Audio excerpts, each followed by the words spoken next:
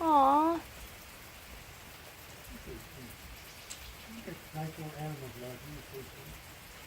He's shaking and stuff. Oh, he's fast. Did he go? Yeah.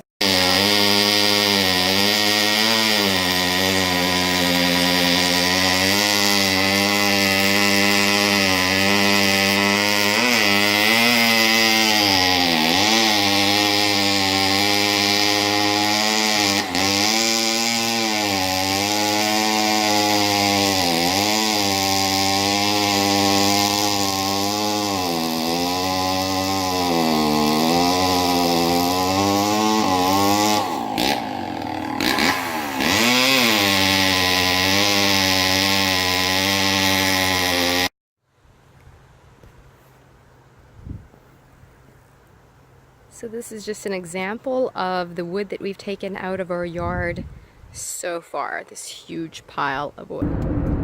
Hey guys, so we are now headed to Forest to go to the Kabuto Japanese restaurant, and it's gonna be my first time trying Japanese food. It's not my first time trying Japanese food, but it will be my first time going to a Japanese restaurant. So I'm looking forward to it. It's a Japanese grill, it says, so we're gonna see how good it is, and maybe we'll take some video there too. No worries, we're not going to try any of the raw seafood. No, yeah, we don't particularly want to have like the raw sushi or whatever. Everything else, yes. Okay, so it is 8:49 on Thursday morning, and Vaughn and I are having another sense of deja vu because it's off to the courthouse again for another restraining order this time. This time against our neighbor's son, who has decided to start harassing us. So are you having a jolly time, Vaughn? No. So a little update on what's been happening like the past month or so. You may have seen the videos where we had trouble with our neighbor. So one of his family members decided to come over a different day while my husband and I were working outside and say something that sounded kind of threatening, like that he was usually a nice guy, but he saw what we were doing, something like that, to that effect.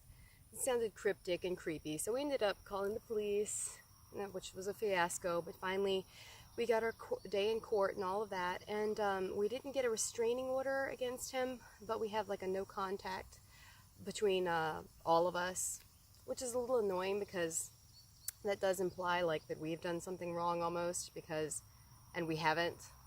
They were 100% the aggressors and the harassers this whole period.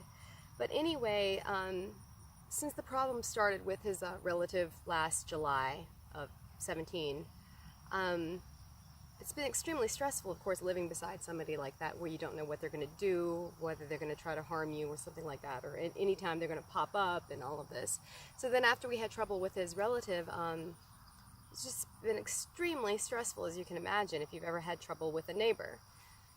So we finally got our day in court, and after I had said my piece, it was his turn to say whatever he was going to say, and I started heaving in court, like making the sounds and everything like that, because it was just so stressful. It just all reached this climax of stress, you know. So, and I had to get up really early too to get to court.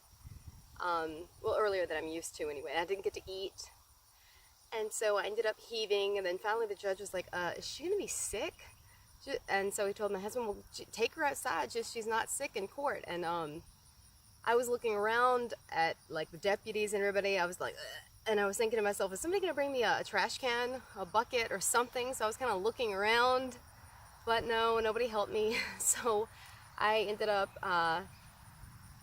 they halted the court session, and I went outside and found a bush and puked in it. So, you know, I'm kind of like smiling about it now, and you know, but it's not actually funny. It's really sad to be that traumatized and that abused that you actually puke from stress. I've never really vomited from stress before. I performed on stage, I performed in front of live audiences, I performed on live television, And I know that bothers some people, and some people vomit from stress, but I'm not somebody that does that. So you know, this was a extremely traumatic, really bad experience if I actually threw up from stress. But of course, as I said, the good thing is we do have this no contact order by the court, so that they're not supposed to look at us, they're not supposed to talk to us, there's supposed to be no more contact. So hopefully that will be the end of it. But we did find out that the neighbors across from them have been saying things. That's what it came out in court, that he said, as far as he knew what we were doing, the neighbors said that we were doing something that we shouldn't be doing. So they're making stuff up about us, and they're kind of like friends with each other. So I don't know if this is ever going to end, but for now, at least, things have calmed down a little bit. Though the day after court, the guy that we have the no contact order against, he let his dog come onto our property and go to the bathroom in our backyard. And he did that like that day, and then the day after. So 2 days in a row. My husband finally called the police and was like, if we see his dog on our property one more time, we're going to call the magistrate, call the judge, and he's going to be in violation of a court order. Because, you think that least that you could do after you've had that much trouble with someone, that you've actually gone to court about it, is keep your dog on a leash or something, because we don't want to have anything to do with these people. And we never wanted to have anything to do with these people. They were the ones that, he came over and had mowed our lawn before any of the ugliness had started. He came over and mowed our lawn. We didn't want him to do that. We didn't ask him to do that. I think we were gone for a few days, and then he's coming over, making himself at home, mowing our lawn, that kind of stuff. One time I was sitting on my porch, and this guy, I hear this lawnmower, the riding lawnmower, God, they love these riding lawnmowers. I look over, and he's coming up and out of our driveway onto the road. And so I'm like, I didn't know what to do. I'm like, because this was before anything ugliness had started, so I didn't want to say anything, but I'm thinking to myself, this guy's completely flipping crazy. So this is the kind of people we're talking about here. So anyway, that's just a little update on how everything went down. So yeah, let me know if you've ever puked in court before.